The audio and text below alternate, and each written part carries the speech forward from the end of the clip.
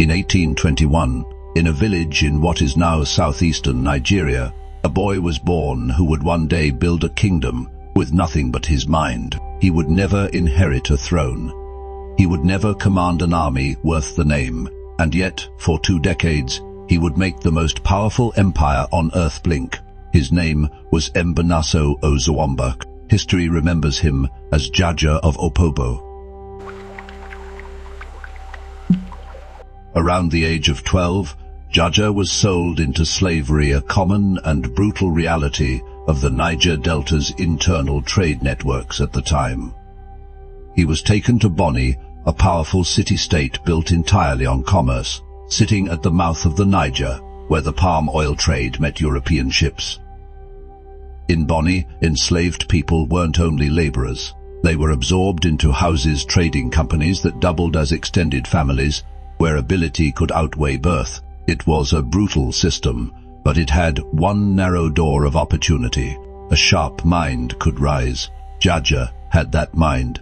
He entered the Anna Peppel House, one of Bonny's major trading houses, as property.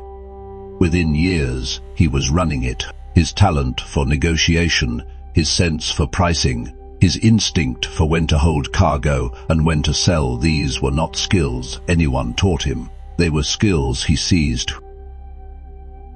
By the year 1850, the boy who had arrived in chains had become the head of one of the most powerful trading houses on the West African coast. This alone would have been a remarkable life. It was only the beginning. Bonny's trading houses were not peaceful partners. They were rivals, and rivalry in the palm oil trade could turn lethal.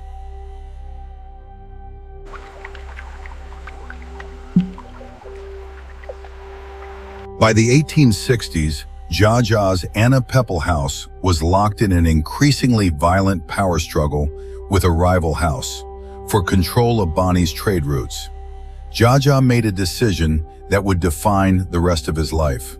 Rather than fight a war he might lose, he walked away and took his trade network with him. In 1869, he led his followers out of Bonny entirely and founded a new city-state on the coast, Opobo. It was a bold gamble. A trading empire is nothing without buyers, and Jaja was betting he could redirect an entire regional economy to a settlement that didn't exist the year before. He won that bet decisively. Within a few years, Opobo had eclipsed Bonny. Jaja controlled the palm oil trade routes stretching deep into the interior, and he made sure European merchants had no path to those markets except through him. He wasn't just a chief. He had made himself indispensable to the entire British palm oil economy, the very product lubricating industrial Europe's machines, and he intended to keep it that way. Here is what made Jaja dangerous to the British Empire. He refused to be a middleman on their terms. British trading companies wanted direct access to the interior producers, cutting Jaja out, buying palm oil straight from the source. Jaja blocked them, systematically and deliberately. He controlled the routes, he controlled the canoes, and he made sure no European trader could bypass Opobo. He even sent his own ships directly to Liverpool, selling palm oil straight to British buyers, and skipping British middlemen on the coast entirely. Think about what that meant. In an age when European powers were beginning to carve up Africa without asking the people who lived there, an African king was directly outcompeting British merchants in their own commodity markets, and winning. The British consuls on the coast, especially Harry Johnston, saw this for exactly what it was: a rival power center that refused to submit to the trade treaties Britain was imposing on other Delta rulers. Jaja would not sign away his control of the interior trade. He had built Opobo specifically so no one could dictate those terms to him. By the mid-1880s, as the European powers formalized the scramble for Africa at the Berlin Conference, Men like Jaja were no longer just inconvenient. They were obstacles, standing between Britain and the uncontested economic control of the Niger Delta. An obstacle like that does not get negotiated with. It gets removed.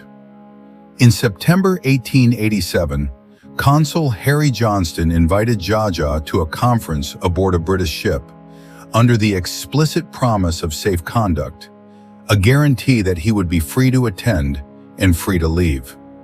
Jaja went. He had traded with the British for decades. He had reason to believe an official guarantee meant something.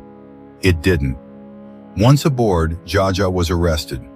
He was given a trial, not in his own kingdom, not before his own people, but in Accra on the Gold Coast, under British colonial jurisdiction, prosecuted for treaty violations against an authority he had never fully submitted to in the first place.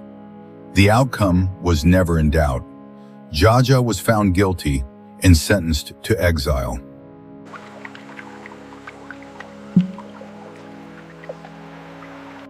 The king who had out-negotiated an empire for 20 years had finally been beaten, not in the marketplace where he was untouchable, but through a betrayal dressed up as diplomacy. Jaja was shipped to the West Indies, thousands of miles from the kingdom he had built from nothing. For years, the man who once controlled the flow of palm oil to Liverpool's factories was a political prisoner in the Caribbean, stripped of everything he had built. Eventually, after appeals and years of exile, the British relented and permitted his return to West Africa.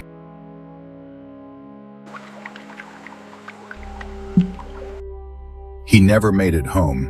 In 1891, while traveling back, Jaja died in Tenerife. He never saw Opobo again. The circumstances of his death fueled immediate suspicion. Many at the time, and many historians since, have pointed to strong suspicions of poisoning, though it was never forensically proven.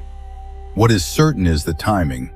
The empire's most persistent economic rival on that stretch of coast died, conveniently, permanently, en route to reclaiming his throne. Jaja of Opobo was not defeated by a bigger army or a smarter trader. He was defeated because he had become too successful to be allowed to continue.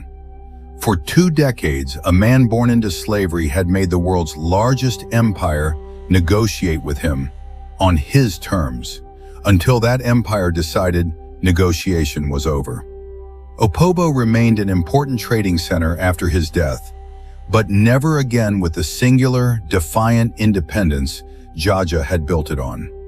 Today, Jaja is remembered in Nigeria as a founding figure of Igbo entrepreneurial history and a symbol of pre-colonial African resistance to European economic domination. A man who proved for a while that an empire could be beaten, not with weapons, but with better trade. He built a kingdom out of nothing, and an empire destroyed him for it.